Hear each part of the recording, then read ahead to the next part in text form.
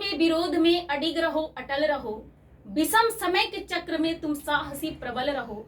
तपा है जो जला है जो चमक उसी में आई है, तपा है जो जला है जो चमक उसी में आई है, समस्त ताप तम में तुम बढ़े चलो सफल रहो। तो नमस्कार दोस्तों, आज हम लोग जो है कुषाण राजवंश के विषय में देखेंगे। कह रहा है कि कुषाण मध्य एशिया में पश्चिमी चीन के यूची जाति के थे। कुछ लोग जो है कुषाण नामक व्यक्ति को इस वंश का संस्थापक मानते हैं और ऐसा माना जाता है कि कुषाण नामक व्यक्ति ने कुषाण वंश की स्थापना की, इसीलिए इस वंश का नाम कुषाण राजवंश पड़ा। अब इसके प्रारंभिक इतिहास के विषय में हम लोग देख लेते हैं। प्रारंभिक इतिहास जो है कुजुल कॉडफिसेस या कॉडफिसेस प्रथम के नाम से प्रसिद्ध राजा से ही स्टार्ट होता है। इसने जो है तांबे के सिक्के जारी किए थे। कुजुल कॉडफिसेस ने तांबे के सिक्के जारी किए थे और यह जो था यह बौद्ध था, ठीक है ना। प्रारंभ में यवन नरेश हर्मियस के अधीन था, ठीक है ना।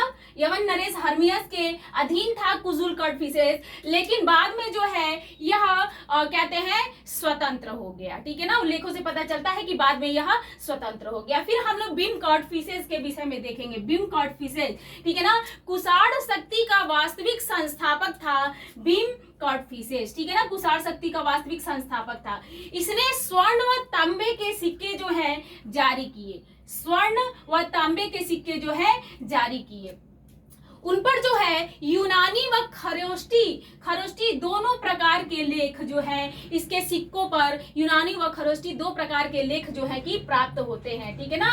और भारत में सबसे पहले स्वर्ण मुद्रा जो है भीम कॉडफिसेस ने ही जारी किया था। इस प्रकार के प्रश्न जो है हमारे एग्जाम में पूछे जाते हैं। मतलब इसके सिक्कों पर शिव और नंदी का अंकन जो है हमको प्राप्त होता है और इसने महेश्वर की उपाधि धारण की थी, इसीलिए जो है कि मतलब महेश्वर की उपाधि धारण की थी, इसीलिए यह शैव कहलाया, ठीक है ना। यह मतलब शैव धर्म का अनुयायी था।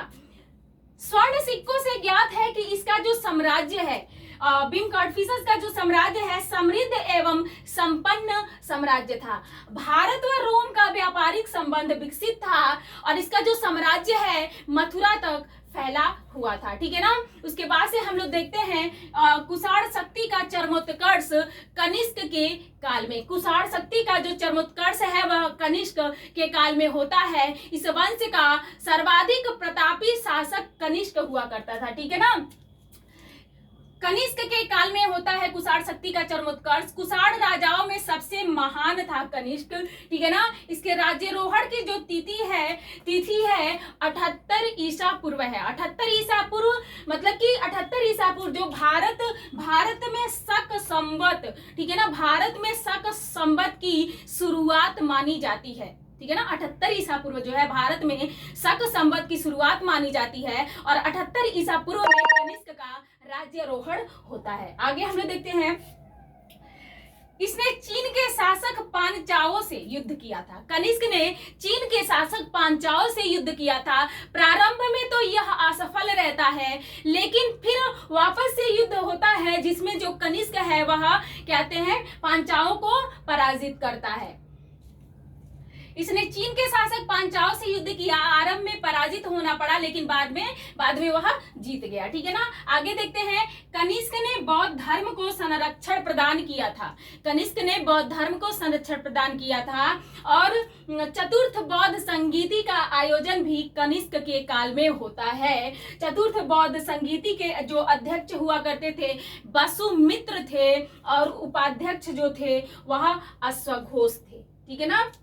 चतुर्थ बौद्ध संगीति में ही जो है बौद्ध धर्म हीनयान व महायान दो संप्रदायों में बट गया था और ये चतुर्थ बौद्ध संगीति कश्मीर के कुंडल वन में हुआ था, ठीक है ना। और इसका जो साम्राज्य देखिए कनिष्क की प्रथम राजधानी पेशावर या पुरुषपुर थी और इसकी दूसरी राजधानी जो थी वह मथुरा थी, ठीक है।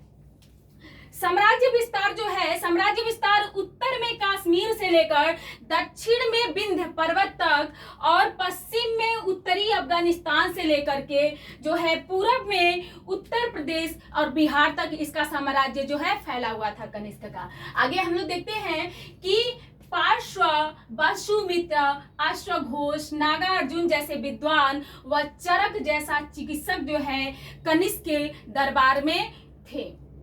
कनिष्क कला व संस्कृति का महान संरक्षक था, इसने कला को संरक्षण प्रदान किया था, ठीक है ना। और इसकी जो उपाधि थी महाराजा धीराज देवपुत्र की थी, कनिष्क की जो उपाधि थी महाराजा धीराज देवपुत्र की थी, ठीक है ना।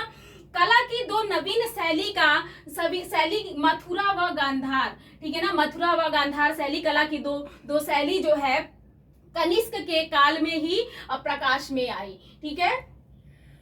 और मथुरा कला में बौद्ध जैन व ब्राह्मण की मूर्ति बनाए गए, वह मतलब लाल पत्थरों से, और वहीं पे गांधार कला में बुद्ध व बोधिसत्व की मूर्तियां बनाई गई काले स्लेटी पत्थरों से, ठीक है ना। मथुरा कला में जो मूर्ति लाल पत्थरों से बनी वह अल्प व सीमित मात्रा में थी, कम मात्रा में थी, लेकिन गांधार कला में जो मूर्ति कहते हैं बनी थी वह पर्याप्त मात्रा में बनी थी। आगे देखते हैं हम लोग साम्राज्य की सीमाएं, मतलब यहाँ से कुछ महत्वपूर्ण प्रश्न बनते हैं यहाँ पे कि इसकी जो साम्राज्य की सीमाएं है भारत से बाहर तक फैली थी।